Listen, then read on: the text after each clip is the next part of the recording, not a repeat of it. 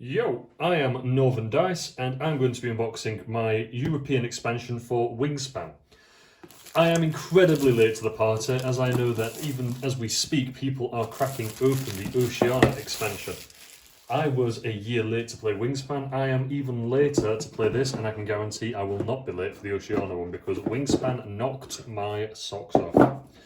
It was unbelievably incredible in every respect and I thoroughly enjoyed it. The reason I didn't play it, because I didn't believe the hype.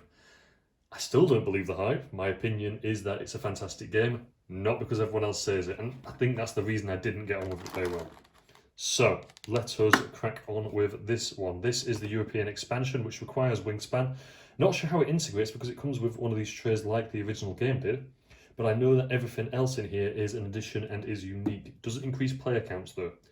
I think the extra eggs are just for aesthetics. There's nothing wrong with extra eggs. Apart from the fact that when I purchased Wingspan, I bought extra eggs thinking they didn't come included. Because I'm a fool. So, initial setup changes, bird powers. The only change in a setup for a game with Wingspan is to take the reference tile near the goal mat. We recommend using the green side of the goal mat with this expansion. Some of the new goals do not work well with the blue side. Very honest, very fair. This expansion introduces a new set of bird powers that trigger round end teal. So these are round end changes. So as an example, just on this one, if I could zoom in close enough for you, round end choose one player for each action cube on their for each action cube on their grasslands. Come on. Lay one egg on this bird. So you're looking at other people to almost utilize what they've got. Cartographer, anatomist, photographer, those are new personal goals to work towards. And then you've got an appendix. And then it's just straight into what the birds do. And there's some more Automa expansion rules. That is my intention for this weekend, to crack open the Automa. Right, where do I start? I really want to start with the birds. So that's what I'm going to do. Let's go for these ones first. Okie dokie, here we go. So, nice variation, and then we have got some thing here. I'm not sure what that is. I believe that's probably automatic, whichever you fancy. Let's have a look at some of these birds. So we have got the Eastern Imperial Eagle. When played, it is based on dice rolls from the food. Dice rolls from food. These are all organised, aren't they? Once between turns. I always forget to use the pink power. Round end, hooded crow. I love the art. Dove, starling, swift, house sparrow. See those everywhere. Round here we do anyway. A ruff. He does look a bit rough. He looks like he's had a big night. The greater flamingo. The gull. See plenty of those around as well. Goose. And then these are personal goals. Those with took cards, 4 to 6 get 3 points. First time I played this, one of the goals I picked was incredibly tricky to do. And I didn't pull it off and I lost beautifully in a spectacular blaze of glory. Because my partner had done nothing but focus on that and she had cashed in mega. Let's crack these ones open. I'm assuming these are simply separate on the basis that they wouldn't all fit in one pack very sensibly. So, magpie, crow, vulture, kingfisher. I've never considered what birds are around here that wouldn't be in America for the actual main expansion, or in Oceania. For anything else, when played, he's worth 7. Bluethroat, common nightingale. Ooh, worth 0. I do like one that's worth 0. Place this bird sideways so that it covers 2 spaces. Pay the lower egg cost. Ooh, that's quite nice. The little bustard. I read that completely wrong. Whoever found that bird did not like it when he first found it, when he named it.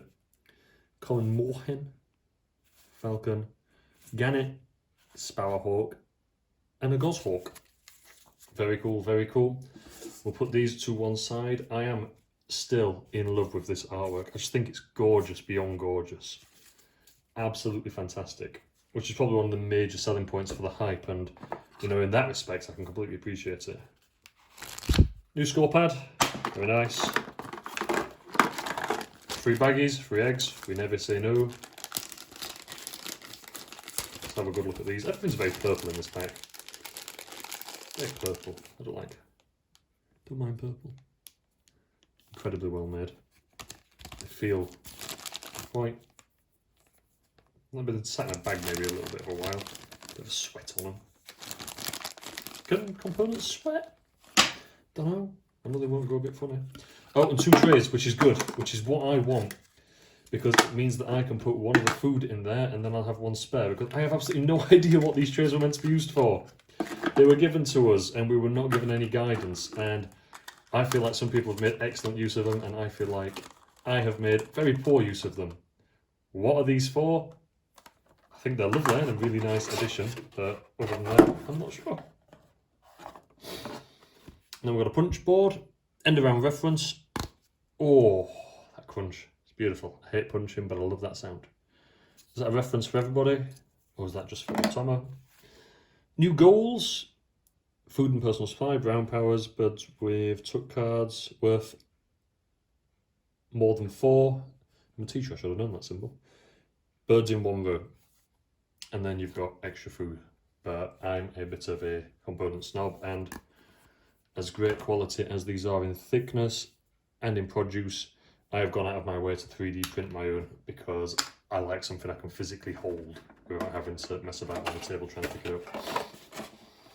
Now, if you watched my original unboxing, which was an Instagram speed video, you'll have noticed I struggled really much with trying to get this open.